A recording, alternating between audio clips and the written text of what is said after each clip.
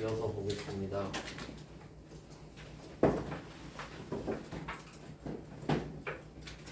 제품 매출은 총 매출액이고 여기서 돈을 못 받는 사유가 두 개가 있죠. 내가 잘못을 했거나 상대방이 잘했거나 어쨌든 돈을 못 받게 되는 거예요. 그러면 이걸 빼고 남은 금액이 있을 거 아니에요. 그 금액이 순 매출액이에요.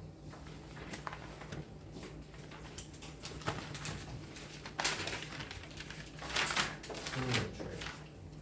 순수한 매출액이 되겠죠. 뭐 요 정도 이해되시죠? 그러면 결과는 뭐냐면 순 매출액이라는 거는 결과물이라는 거죠. 그러니까 얘는 딱히 계정 과목이 없죠. 빼고 남은 게 순 매출액이 되는 거니까 알아서 봐야 돼요. 알아서 찾아봐야 된다. 빼고 남은 금액. 그럼 여기서는 지금 제품 매출 1000만 원 찍혀 있죠. 그럼 1000만 원을 받을 거라고 예상한다. 이 정도로 시작을 했겠죠. 근데 매출 환입 및 내놓이가 57만 원 들어가는 거예요. 그러니까 1000만 원 빼기 57만 원. 그럼 945만 원. 이게 순 매출액이 되는 거죠. 그럼 이때 들어가는 계정 과목은 매출 환입 및 내놓이.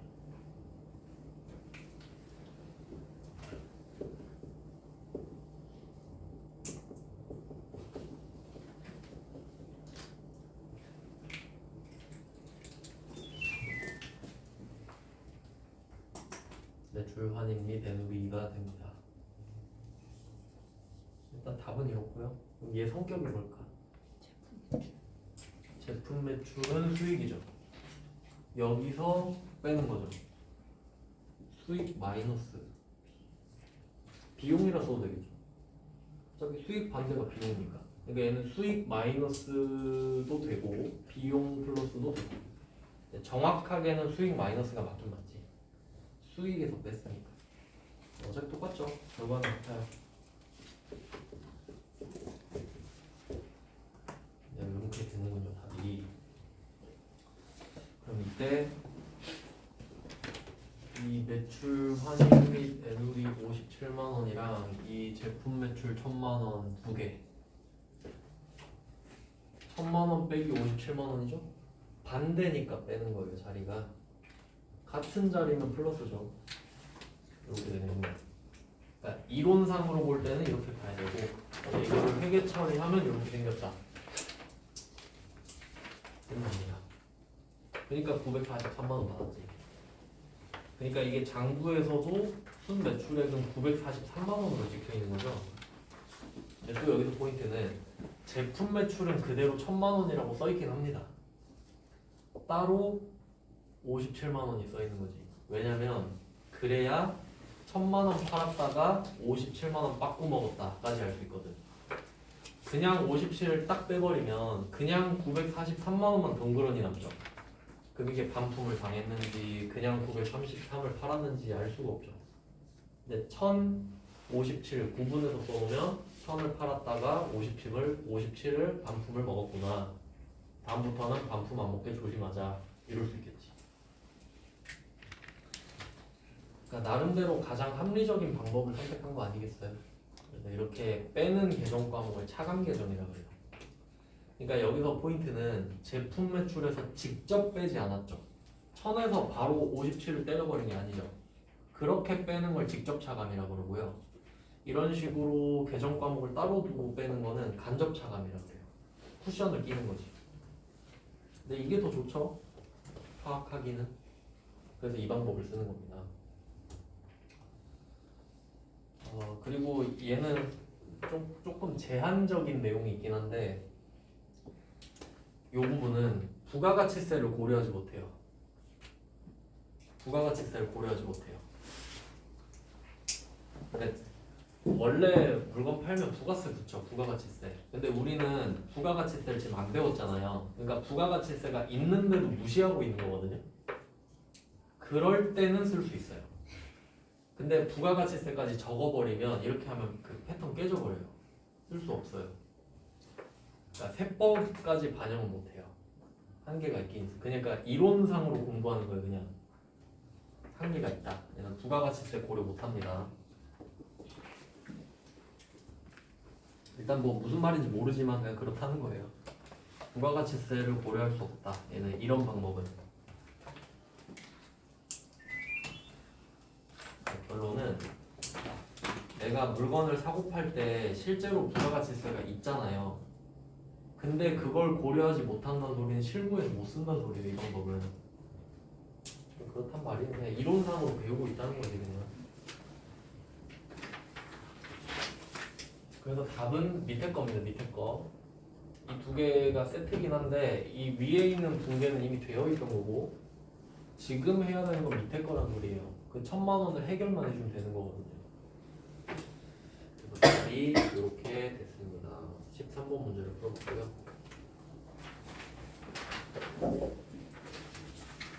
이제 14번 문제. 14번은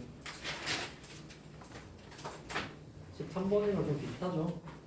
여기서는 외상 매출금 1,250만 원이라고 써 있으니까 자리 그대로 빌려서 거래처랑 금액만 바꿔 보겠습니다.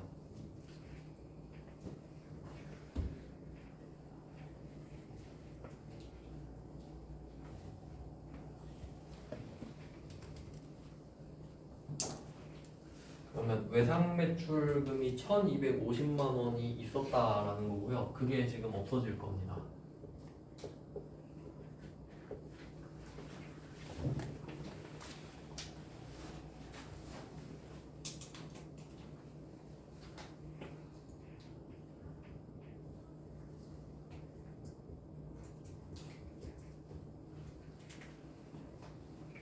금액이랑 거래처가 바뀌겠죠. 자리는 똑같아요.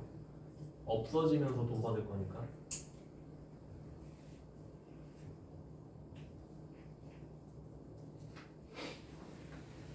근데 이번에는 약정이라는 말이 나왔죠. 그건 쟤가 잘한 거예요. 내가 잘못한 게 아니라 13번은 내 잘못이잖아요. 근데 14번은 네가 잘한 거라고. 그러면 2% 깎아주기로 약속을 했으니까 2% 받으면 안 되겠죠. 25만 원을 안 받으면 돼요.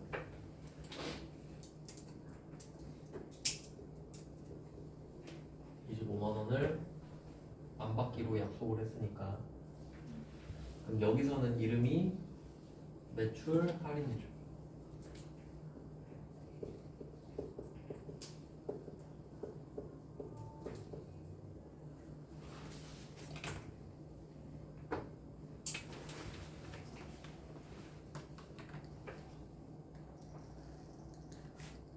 나머지 금액을 받겠네. 그리고 지금 우리가 종이에다가 답을 쓰고 있잖아요. 근데 실제로는 컴퓨터에다 쓸 거죠. 그러면 또 이게 요령이 하나 있는데 대변이 하나고 차변이 두 개잖아요. 그럼 대변에 1250 써놨죠. 그리고 차변에 25만 원도 썼죠. 2%는 우리가 구해야 됩니다. 근데 나머지 받는 돈도 구해야 되잖아요. 98%. 마지막 거는 안 구해도 돼요. 쓰지 마세요. 컴퓨터가 구해줘요. 오른쪽에 1250 썼죠. 왼쪽에 25 썼죠. 그럼 여기다 보통예금 쓰는 순간 지가 금액 써준다고. 그러니까 종이에 써놓을 필요가 없다. 그러니까 아까 그 943만 원도 쓸 필요 없어요. 그래서 저는 그냥 이렇게 써놔요. 그럴 필요가 없는 거는 그냥 쭉 꺼놔요. 이게 또 요령이 되겠지. 속도가 빨라지니까. 그러니까 입력을 지금 안 해보고 있기 때문에 그냥 그 특징을 알려드리는 겁니다. 입력했을 때 마지막 건 구할 필요가 없다. 그러면 답이 이렇게 되는 겁니다. 그냥 저는 이런 식으로 적어요. 똑같이 수익 마이너스 맞죠? 그리고 조금 이제 디테일까지 보면은 여기에서 지금 뿌리가 제품 매출이잖아요. 근데 우리 상품 매출을 할 수도 있다 그랬죠. 그럼 상품 매출은 코드 번호 다르겠죠. 상품 매출 밑에도 두 개 달려있겠지. 그러니까 여기서 제품 매출이라는 계정 과목이 나오진 않잖아요 지금. 근데 뭘 팔았었는지 알아야 돼요. 왜냐면 제품 매출 밑에 달려있는지 상품 매출 밑에 달려있는지를 알아야 되니까. 그럼 당연히 문제에서 말을 해줘야겠죠. 말해준다고. 그래서 13번은 제품 매출 다 나왔죠. 제품 매출 팔았다는 소리 아니에요.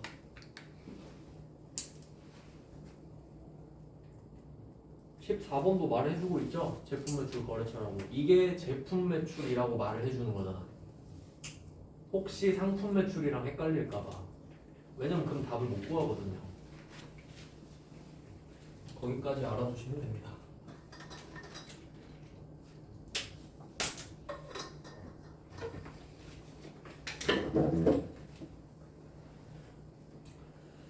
자, 그 다음은 15번으로 넘어갈게요.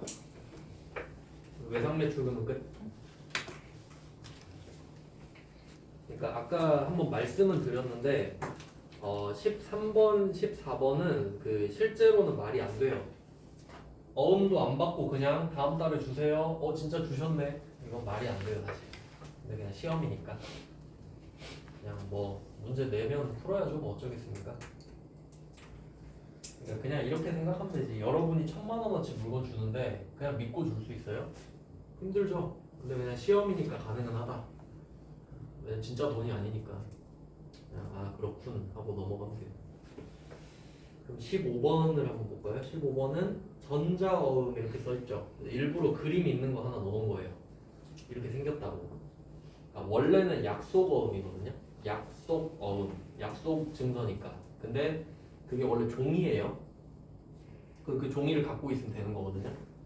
근데 뭐 요새는 종이 잘 안 쓰고 전자로 많이 하니까 그게 전자어음인 거예요. 전자의 형태로 그냥 있는 거지. 이걸 받은 거예요. 그러면 매출 거래처인 희망기계 외상 매출금. 여기서는 또 어떻게 되냐면 매출 거래처라고만 돼 있죠. 근데 아까 13번, 14번은 제품 매출 거래처로 돼 있죠. 그럼 13, 14는 제품 매출을 암시하는 거고요. 근데 15번은 어때요? 뭐 팔았는지 알아요? 모르죠. 그냥 매출만 했대. 그럼 제품인지 상품인지 알 수는 없죠. 그럼 왜 이렇게 주냐? 여기서는 제품 매출인지 상품 매출인지가 안 중요한가 보지.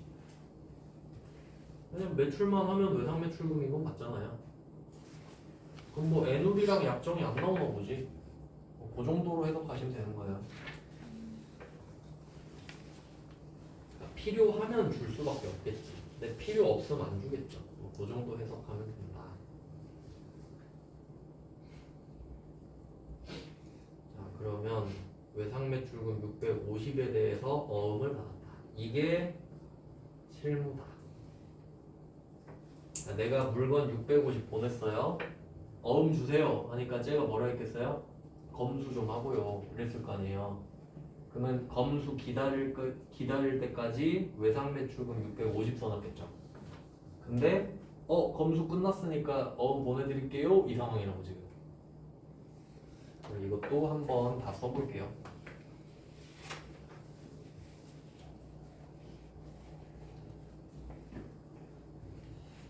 그러니까 좀 회차가 옛날 거는 좀 너무 말이 안 되는 게 많고요. 그래도 15번은 97회죠.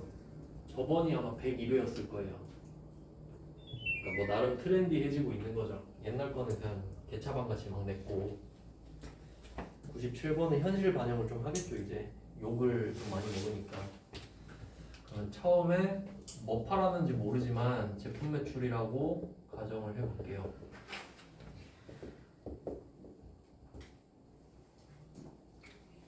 제품 매출 650만원, 외상 매출금 650만원.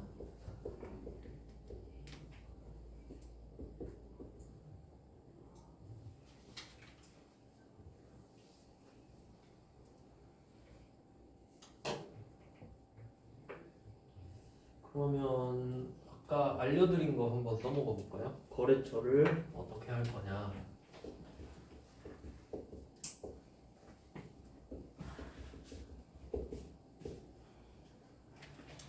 제품 매출은 수익입니다. 거래처 안 쓰죠? 통과. 외상 매출금은 받을 돈입니다. 써야겠네요. 누구한테 받을지 희망기계죠.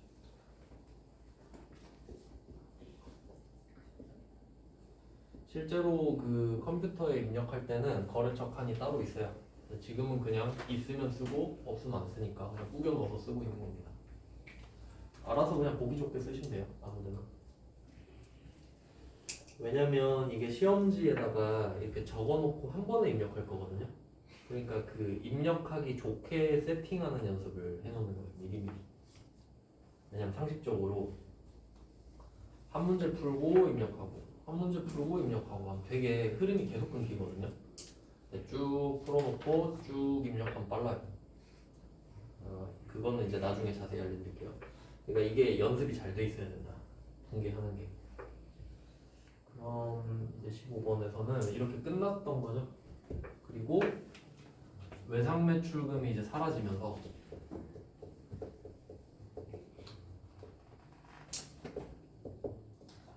어음으로 다시 받은 거잖아요. 일단 외상 매출금이 사라지는 건 맞죠.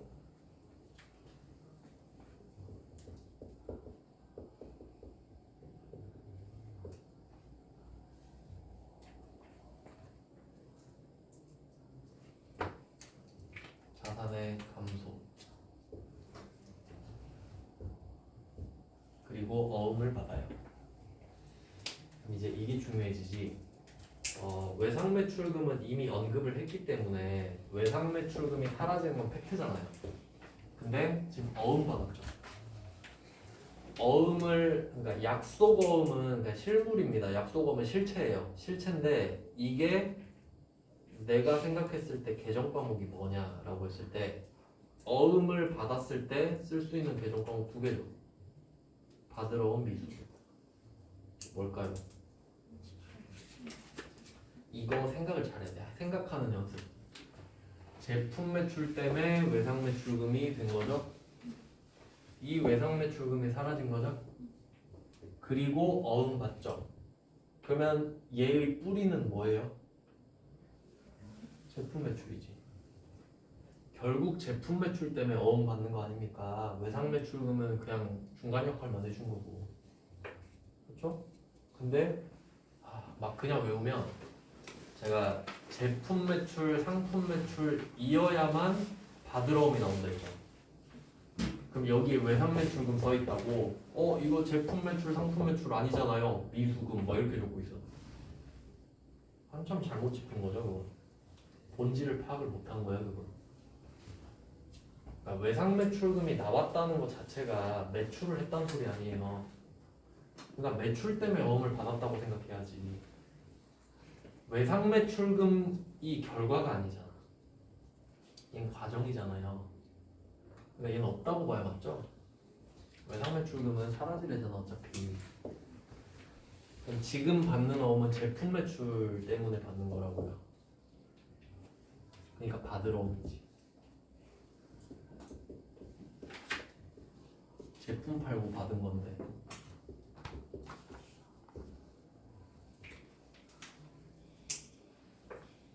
그럼 받으러 오면 어음은 받았는데 돈 못 받았죠.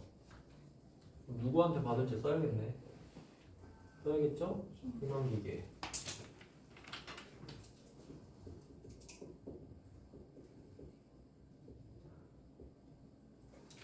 자산이고요.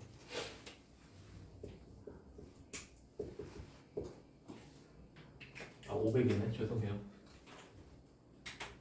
틀리면 좀 말해주세요.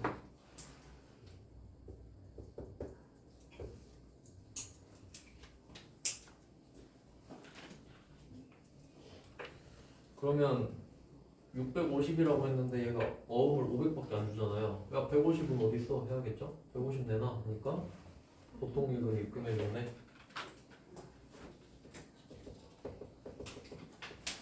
그럼 이거 마지막 거는 또 쓸 필요 없죠?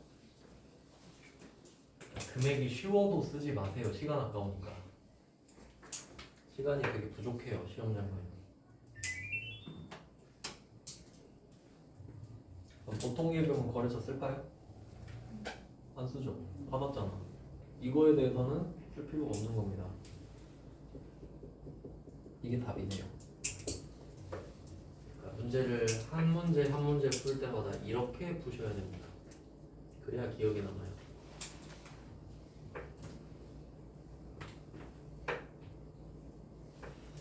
지금은 제품 매출이라고 가정을 해봤는데 그럼 이제 또 시뮬레이션을 해봐야지. 이게 제품이 아니라 타던 차를 팔았다. 문제가 말이 어떻게 바뀔까 한번 생각을 해보죠. 일단 매출 거래처, 이건 나올 수는 있긴 있어요. 왜냐면 매출 거래처한테 차를 팔 수도 있는 거니까. 그러니까 매출 거래처는 참고사항인 거지 뭐 이거 나왔다고 무조건 제품만 파는 건 아니에요. 네, 그 희망기계한테 그 미수금 650에 대해서 이렇게 되겠지. 차를 보내고 야 어음 내놔 하니까 차 상태 좀 보고요 이럴 수 있잖아요. 상태 다 보고 괜찮네 어음 드릴게요 이럴 수 있죠. 그럼 애초에 시작을 그때 답이 차량 문방구거든요. 차는 아직 안 배웠으니까 그냥 자동차 이렇게 할게요. 자동차 주고 그땐 자산의 감소예요. 자동차 자산의 감소 미수금 써 있었겠죠. 미수금 희망기계 써 있었겠죠. 근데 그걸 없애고 어음을 받는 거잖아요. 그럼 계정 과목 뭐죠? 미수금이지. 근데 똑같죠? 회계 처리 안 해도 되겠네?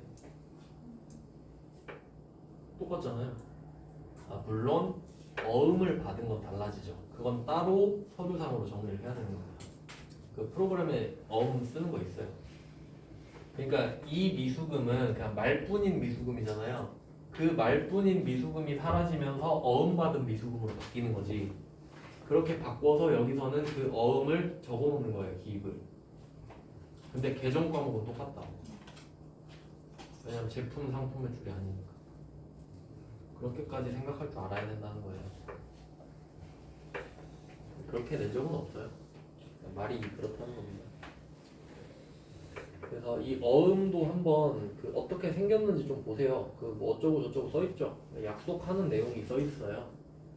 그리고 그 돈 같은 경우는 숫자도 써 있고 한글도 써 있잖아요. 숫자로 쓰면 위조할 수 있으니까 한글로도 써놓죠.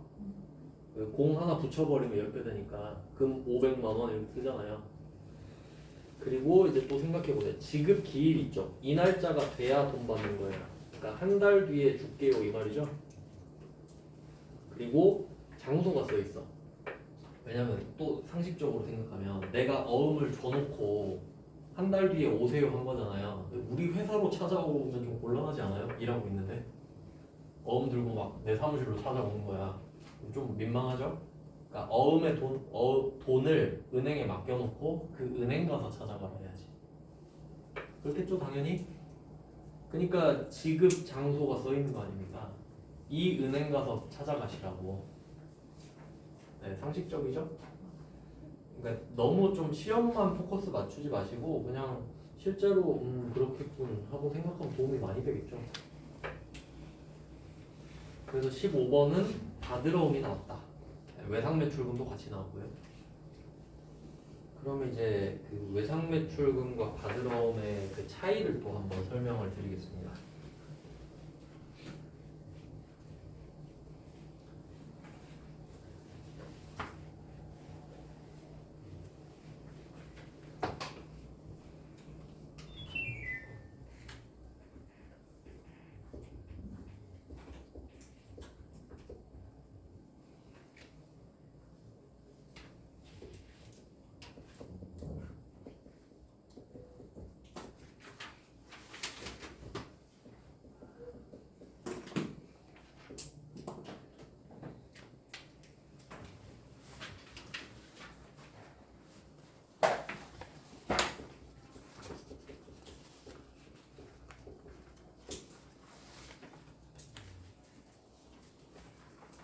매출채권, 외상매출금, 바들어옴.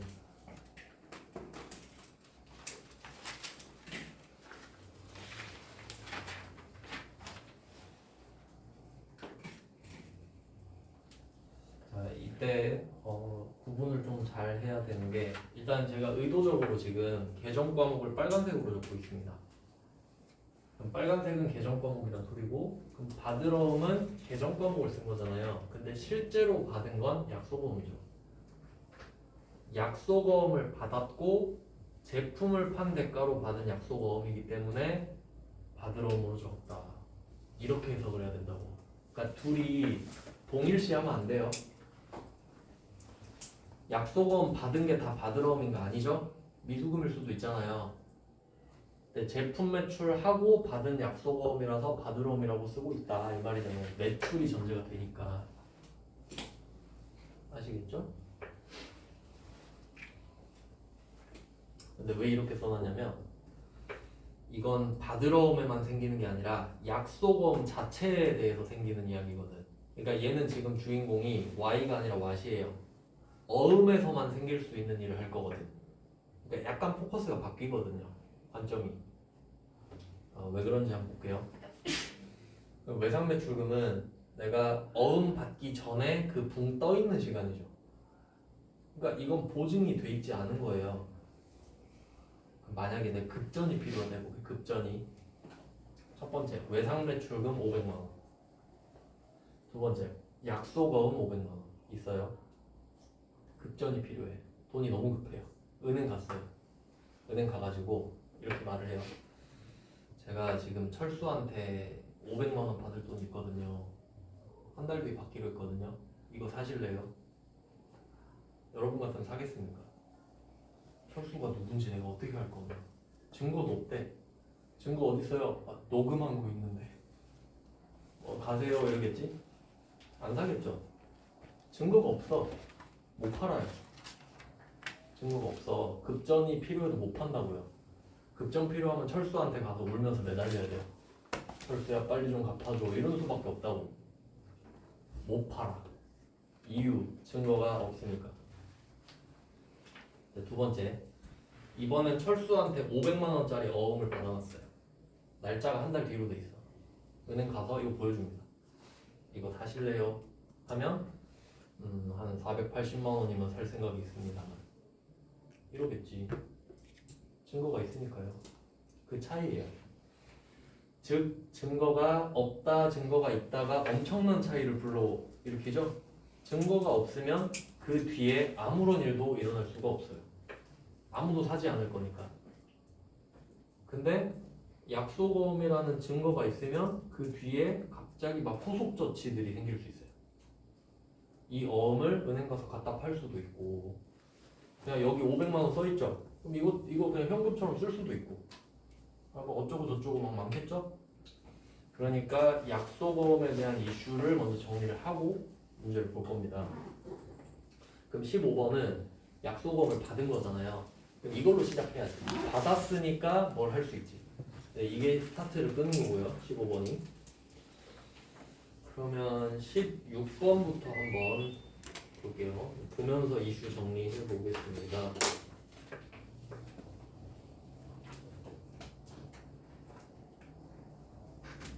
16번은 이거 해석 잘해야 됩니다. 16번에 일신기업에서 매출 대금으로 받아 보관 중인 약속어음 써 있거든요. 그럼 여기서 이 매출이 제품인지 상품인지 알 수 없죠. 근데 안 중요하죠. 매출이란 건 알았으니까. 그리고 받은 게 약속어음이잖아요. 그럼 계정 과목이 받으러음이지. 그걸 말해주고 있는 거예요 지금. 근데 만약에 일신기업한테 자동차 팔고 받아 보관 중인 약속어음 이러면 미수금이죠. 그거 아니야 이거야. 그러니까 약속어음이랑 받으러음이 똑같은 거 아니죠? 약속어음에서 받으러음이 되느냐 미수금이 되느냐 라고. 근데 지금은 매출이 전제가 돼서 받으러음인데 실물은 약속어음이다. 실체는 이렇게 말씀드리고 있는 거예요. 그러니까 지금은 제품을 팔고 받은 약속어음이라는 게 중요한 게 아니라 약속어음이라는 게 중요한 거잖아요. 증거가 있어야 뭐가 된다 했으니까. 약간 포커스가 바뀌었다 했죠. 이때 추심이란 말을 나오죠. 추심. 채권 추심 이런 거 들어보셨나요? 채권 추심? 좀 어려운 말인데 저는 쉽게 할게요. 그냥 야매로. 채권은 청구권이죠? 채권 추심은 돈 받는 거예요, 그냥. 채권 추심. 돈 받기. 돈을 받는 겁니다. 그러면 내가 받으면 되죠? 어음을 내가 받아놨잖아요. 그럼 갖고 있다가 여기 어음에 써있는 은행 있잖아요. 가서 자, 어음 줄 테니까 돈 주세요. 이게 채권 추심이에요. 내가 하면 되는 거거든요. 근데 귀찮아. 귀찮아. 추심 수수료 내고 저 기업은행 맡겨야겠다. 이럴 수도 있죠. 추심 수수료. 그러면 추심은 내가 해야 되는데 귀찮아서 수수료를 준다? 심부름 시킨다 이 말이지. 그러면 이때 내가 200만 원짜리 어음을 받았거든요. 그럼 이 어음을 은행에 들고 가. 기업은행 가가지고 뭐 그냥 전자어음이면 그냥 이메일로 보내줘도 되겠죠? 이렇게 보내줄 수도 있겠지. 그럼 이 200만 원짜리 어음을 가지고 은행에 가서 말을 해요. 이거 네가 갖고 있다가 만기가 되면 200만 원 받아서 내 통장에 넣어줘. 은행은 오케이 합니다. 할게. 대신 심부름 줘. 이러겠죠? 3만 원 줘. 이런단 말이에요. 그럼 상황이 두 개가 있어요. 첫 번째는 내가 어음을 은행에 갖고 가서 맡겨요. 그럼 그냥 3만 원 주면 돼요. 왜냐면 만기가 아직 안 왔으니까. 그럼 3만 원만 주고 끝나겠죠. 근데 얘는 만기가 도래해서 3만 원 차감하고 입금했다 이 말이죠. 그럼 이거 왜 그러냐면 내가 어음 들고 은행 갔거든요. 자, 200만 원짜리 보여주면서 야, 이거 너 갖고 있다가 만기 되면 200만 원 통장에 꽂아놔. 이렇게 했어요. 근데 은행이 3만 원 내놔. 근데 나 돈 없어 지금. 그럼 이거 200 네가 받아서 3만 원 가지고 197만 원 입금해. 이 상황이에요. 그럴 수 있죠? 그러니까 상황을 이해하는 게 일단 중요해요. 그러니까 답이 두 개가 있을 거라고. 추심 수수료가 나오면 내가 이 어음을 은행에 맡기면서 수수료를 냈다. 이런 문제가 나올 수 있지. 두 번째는 추심 수수료를 만기가 됐는데 수수료째가 가져가고 나머지만 입금했더라. 이럴 수도 있겠네. 두 가지 상황이겠네. 추심. 두 가지 다 해봐야겠죠? 일부러 제가 한 문제만 넣어놨는데 왜냐면 두 번째 상황을 할 줄 알면 첫 번째 상황은 당연히 풀 수 있기 때문입니다. 쓸데없이 문제를 많이 넣진 않았는데 그럼 일단 바드럼에서 나올 수 있는 이슈가 지금 추심을 내가 해야 되는데 수수료를 줬다는 거는 맡긴 거죠. 추심을 위임했다 해도 되고 추심을 의뢰했다 해도 돼요. 결과적으로 위임을 한 겁니다. 네가 좀 해라.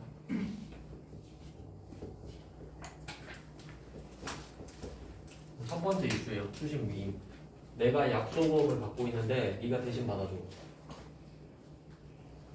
그럼 그거에 대한 회계 처리를 한번 해볼게요. 두 가지 이슈가 있죠. 첫 번째, 두 번째 있는데 두 번째부터 하겠습니다. 그러면 두 번째는 내가 받을 어음이 있는 거잖아요. 왜냐면 매출대금으로 받아 보관 중인 약속어음이니까. 근데 이게 만기가 도래한 거예요. 그럼 이 어음을 주고 돈으로 바꿀 거잖아요. 그럼 내 입장에서는 매출대금으로 받아서 보관 중인 약속어음이 사라지는 거지. 돈으로 오늘 바꿨으니까. 그러면 대변에 받을 어음이 사라집니다.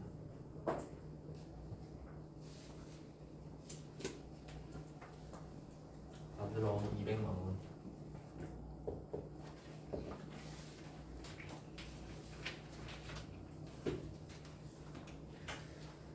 거래처는 1심 기업.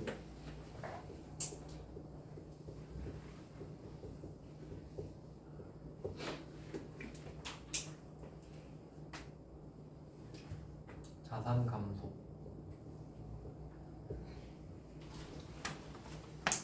이렇게 200짜리 어음이 사라지면 200이 들어오는 게 정상이죠. 근데 197만 원밖에 안 들어오겠죠. 왜냐면 3만 원은 수수료로 갖고 갔을 테니까. 그래서 3만 원 빼고 197만 원 이렇게 들어오겠죠. 그러면 이 197만 원은 뭐 보통 예금으로 들어왔고요.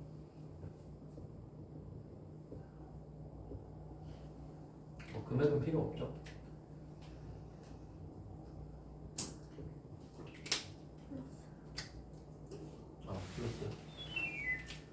플러스. 네, 이렇게 해놨어요. 그럼 3만 원이 뭐예요? 이 성격을 찾아볼게요. 200 자산이 감소하는데 197만 원 자산이신 거예요. 3만 원 사라졌죠. 이런 걸 비용이라고 하잖아요. 자산이 사라진 것만큼 비용이 되잖아요. 그럼 일단 비용이에요. 성격은.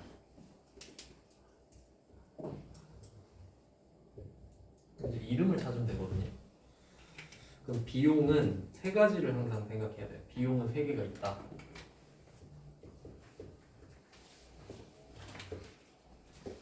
500번 제조 원가, 800번 판매비와 관리비, 500번 영업 외 비용. 비용 하면 항상 세 가지 생각해야 돼요. 소거법으로 하면 좋아요. 소거법. 아닌 거 제끼는 거. 그러면 내가 지금 이 3만 원을 내는 게 제일 먼저 잘라낼 수 있는 게 영업의 비용이에요. 이게 영업과 아무 상관이 없느냐? 저는 솔직히 그래 보이긴 하는데 그건 아니래요. 왜냐면 매출 채권이니까. 매출 채권이잖아요. 그럼 매출과 관련 있는 거 아니냐? 매출은 영업인데? 약간 이런 식으로 해석하는 것 같아. 그래서 900번은 아니에요 라고 돼 있어요. 매출 채권이잖아요 이런 느낌이. 매출 채권에서 매출은 영업이잖아요 이런 느낌이지. 그리고 이 3만 원이 제조할 때 쓴 돈이냐? 절대 아니죠. 800번 당첨. 그리고 또 억지로 짜 맞추자면 매출 채권이잖아요. 매출 채권, 매출 판매. 뭐 대충 이렇게 해야 돼요. 이건 원리를 정확히는 잘 모르겠는데 그렇게 해석하면 될 것 같은데요. 매출 채권이니까 매출 판매, 수수료 비용.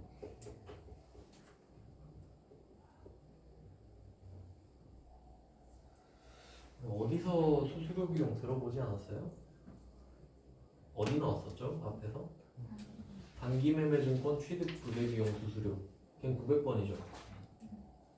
왜냐면 우린 제조업이고 주식 사는 거는 영업과 관련 없으니까 900번. 근데 얘는 그래도 매출 채권이지 않냐? 그래도 그런 느낌. 800번 수수료 비용. 그럼 결론.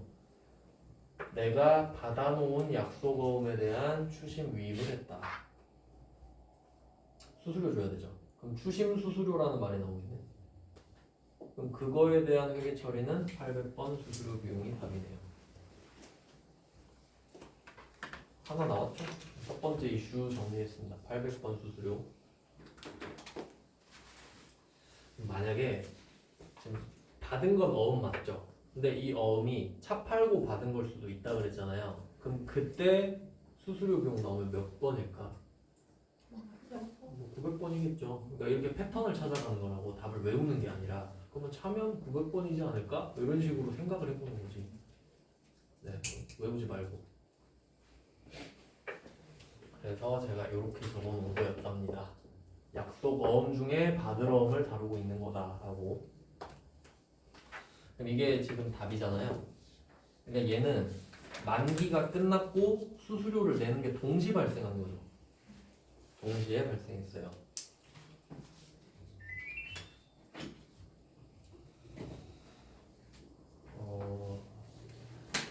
그러면 실제로는 뭐 이렇게 할 수도 있겠지만 어음을 맡기면서 수수료만 주고 끝날 수도 있는 거죠. 그리고 이 상황을 실제로 생각해 보면 은행이 전화해 주지 않을까? 입금했다고? 아니면 내가 입금을 확인했거나 197만 원 입금이 된 거예요. 그럼 이거 보고 쟤가 받아줬구나. 그럼 이때 이거 확인하고 이 회계처리를 내가 하는 거지. 들어왔다는 것 자체가 이게 끝났다는 소리입니다. 3만 원도 없잖아요. 그러니까 이걸 내가 알아서 해야 된다. 이게 지금 답이고요. 답이 이렇게 될 수도 있지 않을까? 800번 수수료 비용 3만원, 보통 예금 3만원.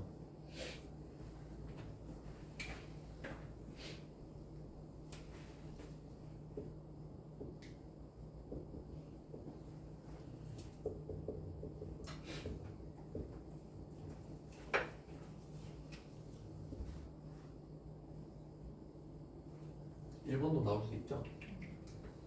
그럼 이제는 이런 것도 해보는 거예요. 1번 답이 나오려면 문제가 뭘까? 제가 한번 바꿔볼게요. 납득이 가나? 첫 줄은 똑같아요. 첫 줄은 일신기업에서 매출대금으로 받아 보관 중인 약속어음 200만원 여기까지는 똑같아. 이 어음을 기업은행에 추심 위임하면서 추심 수수료 3만원을 보통예금으로 지급했다. 그게 문제겠지. 만기 안 왔어요. 만기가 되면 지금 시점은 얘만 하는 거예요. 그냥 3만원만 입금하면 끝이에요. 그럼 만기가 됐을 때는 받으러 온 200만원이 사라지면서 보통예금에 200이 들어오겠지. 수수료는 이미 냈으니. 근데 그렇게 하면 한 문제당 한 개인데 두 개를 낼 수가 없잖아요. 그러니까 2번으로 그냥 합쳐버리는 거예요.